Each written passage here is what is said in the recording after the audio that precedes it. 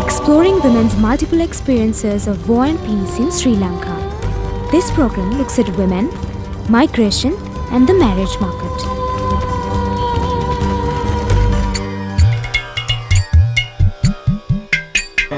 நாங்கள் ஒரே கிராமத்திലാണ് ஒரு 100 yards சரி எங்களை வீட்டுக்குமே அவൻ്റെ வீட்டுக்கும் 100 yards அதுவும் ப்ரொப்போசல் அது ப்ரொப்போசல் ஆனால் தரையர் நடுவில் இல்லை அது நேரடியாக ஃபேமிலியும் இது பண்ணது ஒழிய அதில் அந்த middle man was not there.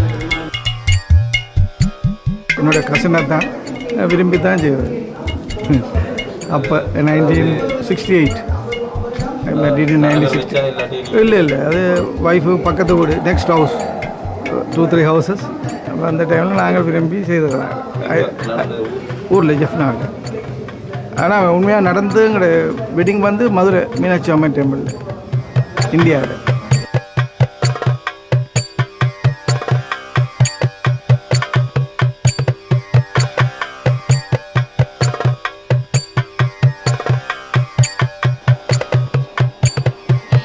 After decades of war between the government of Sri Lanka and the Liberation Tigers of Tamil Eelam, Sri Lanka's Tamils have become a community of migrants. War has broken down and reconfigured this community, scattering it throughout the world and creating a large Tamil diaspora that spans Canada, Australia, Britain, Norway, France and other Western countries. The transnational nature of the Sri Lankan Tamil community has likewise transformed social practices, including marriage.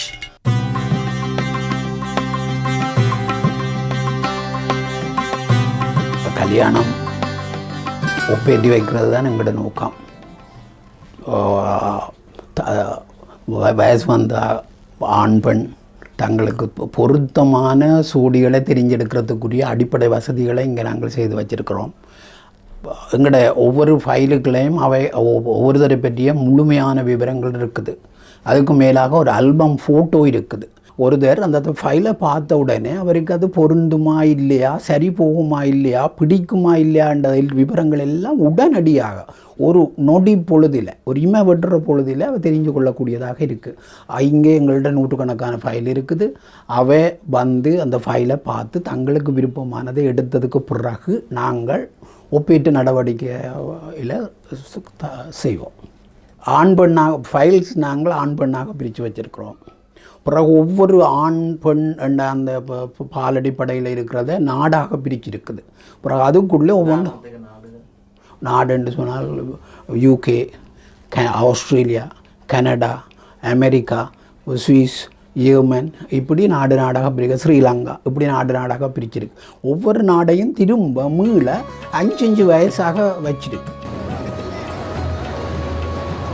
Responding to the fluid and shifting parameters of the Sri Lankan Tamil community, Mr. Velamudan's marriage facilitation service specializes in matching Tamils in Sri Lanka with Tamils living abroad. Because Tamil community since 1983 onwards, for last more than 25-30 years, has been constantly moving due to war and ethnic conflict and riots, and constantly moving from back and forth all the time. And also not within Sri Lanka, but also outside Sri Lanka. It's easy to say that because of war, because of displacement, people are moving and they're suffering and so on, so which is fact. But also this has been happening for last 25 to 30 years. So there's a form of life has emerged out of this, and people, that form of life actually gave them some space, and they have found their own way of coping up with this situation. Anthropologist Maunaguru Siddharthan is studying the movements of Sri Lankan Tamil brides through the international marriage market. His research has focused on the experiences of women moving between Jaffna, Colombo and Canada, and on the service provided by Mr. Velamudan.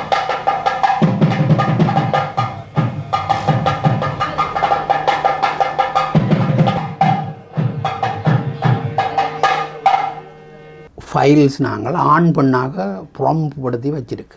இங்கே இருக்கிற அந்த நீலம், பச்சை, இந்த colour வந்து ஆணுடைய colour.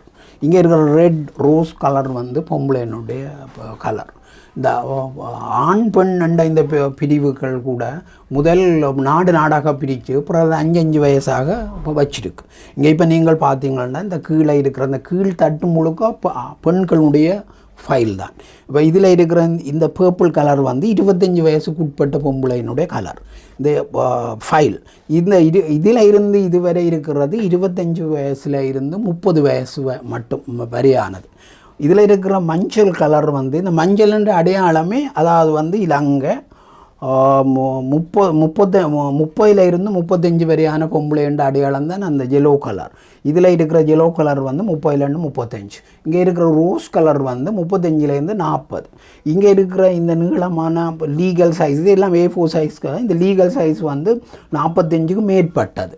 இப்படி நாங்கள் 5 வயசாக பிரித்து வச்சுருக்கிறோம். இப்போ மாதிரிக்கும் உங்களுக்கு நான் ஒரு ஃபைலை காட்டுறேன். இது ஒரு பெண் பிள்ளைனுடைய ஃபைல். இந்த ஃபைலை நீங்கள் திறந்த உடனே முன்னுக்கும் அவனுடைய ஒரு பாஸ்போர்ட் சைஸ் படம் இருக்குது. அவள் பற்றிய பூரணமான விவரம் இதில் நாங்கள் சம்மரைஸ் பண்ணி இருக்குது. எப்படி என்றால் 2 பகுதியை நீங்கள் காண்றீங்க.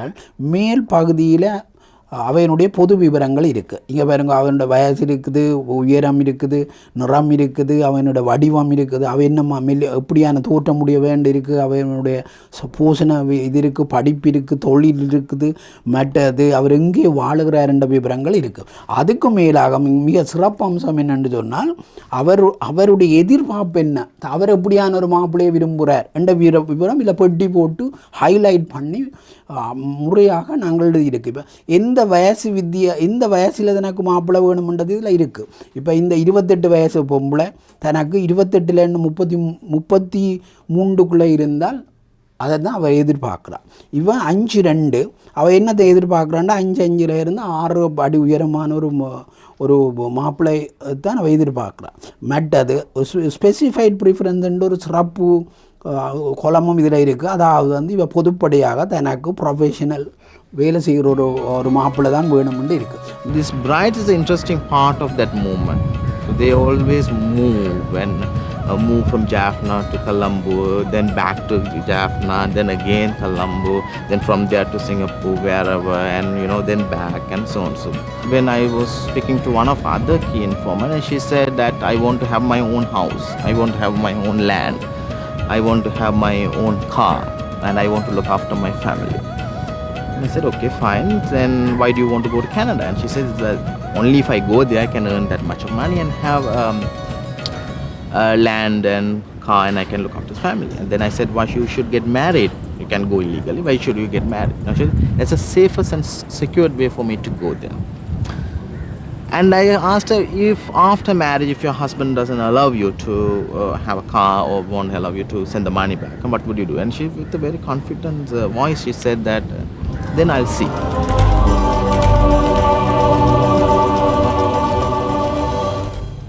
வாங்க அம்மா, வணக்கம் தங்கச்சி, வாங்க. என்னம்மா செய்ய வேணும்? இது கேட்குறதா இருந்தால் எப்படி இது அப்ளிகேஷன்னா என்ன மாதிரி நீங்கள் சார்ஜ் பண்ணுவீங்க? நீங்கள் என்ன தேவைக்கு வந்தீங்க அம்மா? ஒரு மாப்பிள்ளை பார்க்க வேணும். பொம்பளைக்கு மாப்பிள்ளை பார்க்க, உங்களோட மகளுக்கா? நானம்மா முதல்ல இது என்ன மாதிரி செய்யுறேன்றதை உங்களுக்கு சொல்கிறேன்.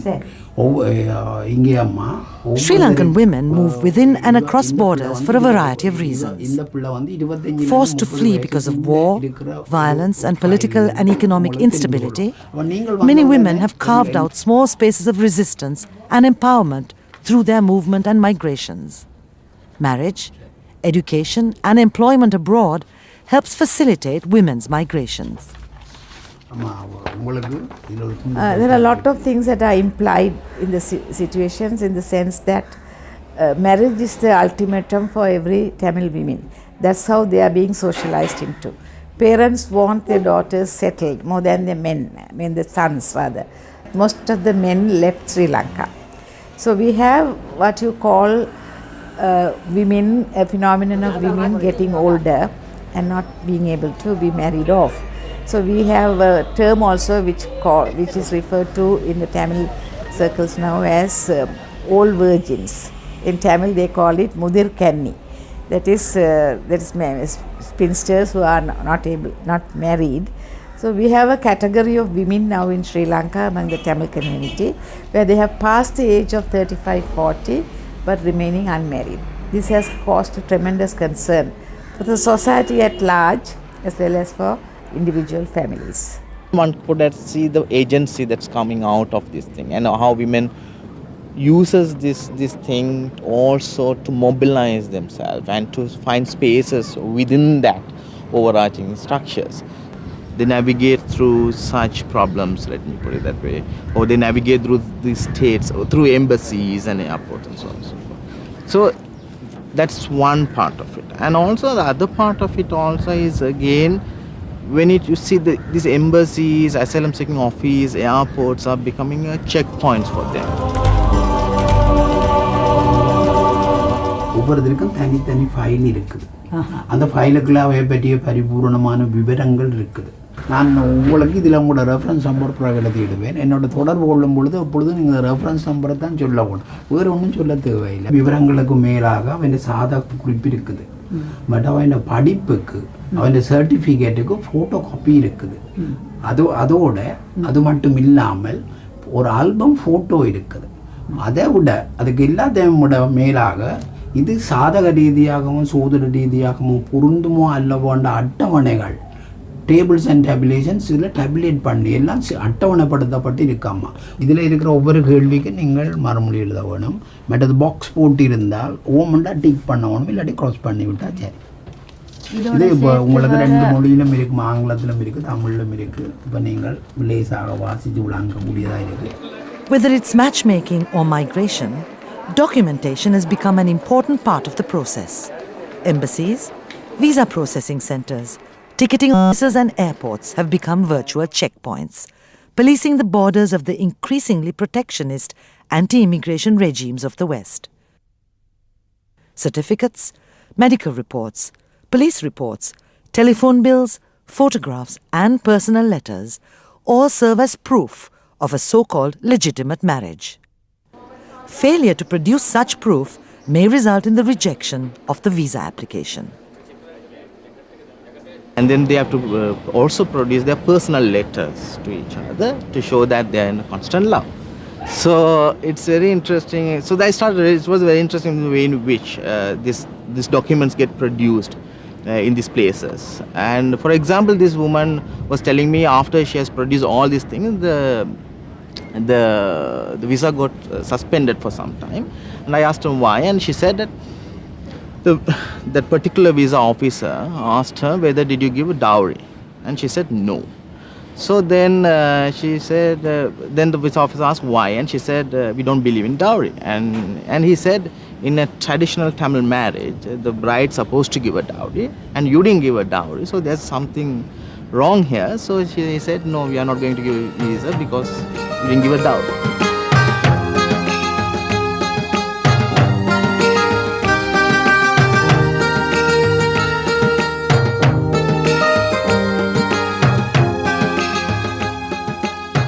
இதுவரை ஆரம்ப காலத்தில் எப்படி இருந்ததுன்னு சொன்னால் தரகர் மாதிரி இருந்துடும். நாங்கள் இன்றைய காலத்தில் தரகர் என்ற சொல்லையே பாவிக்கிறது இல்லை. அது ஒரு பொருத்தமற்ற, இந்த தொழிலுக்கு அது பொருத்தமற்ற தொழில் என்றால் தான் என்னுடைய கருத்தும் கூட. ஆரம்ப காலத்தில் தரகர் இவர்களை அணுகி அவர்களுக்கு தேவையான சாதகங்களை, அவர்களுக்கு தேவையான விவரங்களை கொடுத்து கொண்டிருந்தார்களே ஒழிய அவர்கள் தரகர்கிட்ட போனதல்ல.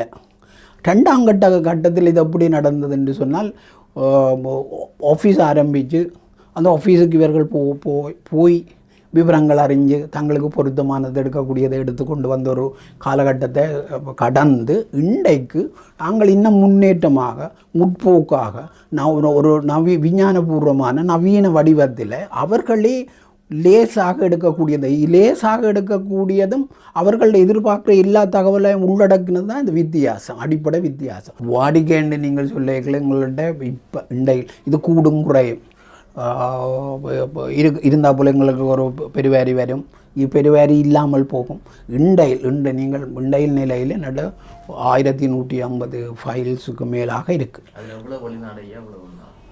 வெளிநாடு அதில் இப்போ நாங்கள் இவ்வளோ ஒரு இதில் ஒரு 400 தான் உள்நாடுன்னு சொல்லலாம், வெளிநாடு தான் Berubari.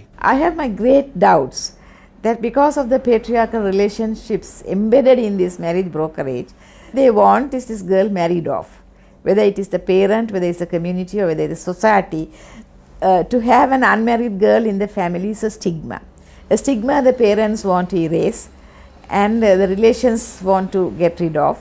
So therefore, it is not an equal exchange. Information, money, etc. is not an equal exchange, because the status of a woman in our society is devalued all the time. There is a kind of element of compulsion used on the bride, telling all kinds of stories like, you have been unmarried for so long, your younger sister will have to be married, now we are getting old, we have to see that you are married. All this kind of emotionally she is blackmailed. So she is somehow or other gives in to the demands of parents or the community, etc. Parents may be not knowing, but then it happens. Sometimes the parents are very foolish. In the anxiety to get the daughter married, they overlook certain things and then they suffer the consequences. The breakdown in community and family increases women's vulnerability throughout the process of international migration for marriage. If all legal options for migration have been exhausted, human smugglers may be used. Within the Tamil community, stories circulate about sexual violence experienced by young women at the hands of human smugglers. Also, once she joins her new and virtually unknown husband abroad, a woman's vulnerability to domestic violence and other forms of abuse is also heightened due to her isolation and separation from family and community. Sometimes it's so difficult to get the visa and so on. So what they do is they actually pay a lump money to an agent, they call him an agent, who actually traffic them to Canada or London or wherever. So this journey will take from 3 days to 3 months to a year, even a year. So these women have to go with this agent. It's also a paradoxical portion of the Tamils in a way for me, because it's, on the one hand they want to send their daughters, on the other hand they think that yes, this kind of abuse and sexual abuse and all things take place, but still they send.